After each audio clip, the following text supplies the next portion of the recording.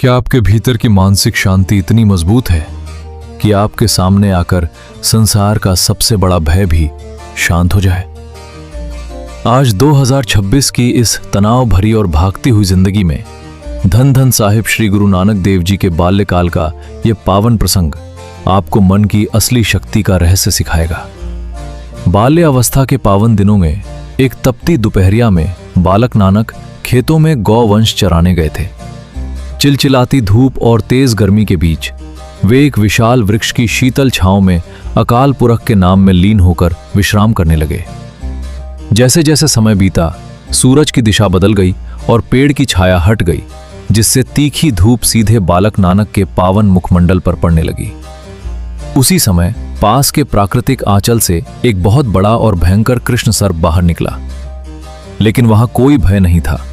उस नाग ने बालक नानक के भीतर छिपे परम नूर और शांत स्वरूप को पहचान लिया।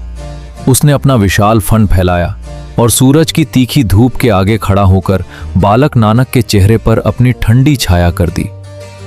उसी रास्ते से गुजर रहे इलाके के परम श्रद्धालु शासक राय बुलारजी ने जब यह विस्मयकारी दृश्य देखा तो वे अचंभित रह गए।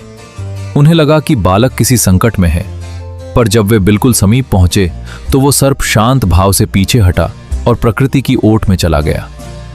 बालक नानक मुस्कुराते हुए जागे।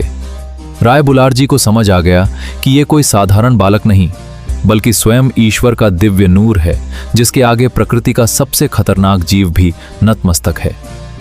उन्होंने बड़े आदर से दिव्य बालक के चरणों को नमन किया। साहिब श्री गुरु नानक देव जी का यह पावन प्रसंग आज के अशांत जीवन के लिए एक अद्भुत सीख है। जब आप अपने भीतर परमात्मा का नाम, विचारों की शुद्धता और करुणा को बसा लेते हैं, तो आपकी आंतरिक शांति इतनी पक्की हो जाती है कि बाहर की कोई भी नकारात्मकता, ईर्ष्या या डर आपका कुछ नहीं बिगाड़ सकती। अपने मन को इतना शांत बनाओ कि हर संकट आपके सामने आकर खुद शांत हो जाए। मौन हो जाओ और अपने भीतर के उस अटूट आत्मबल को महसूस करो। कल सुबह 6 बजे फिर मिलेंगे।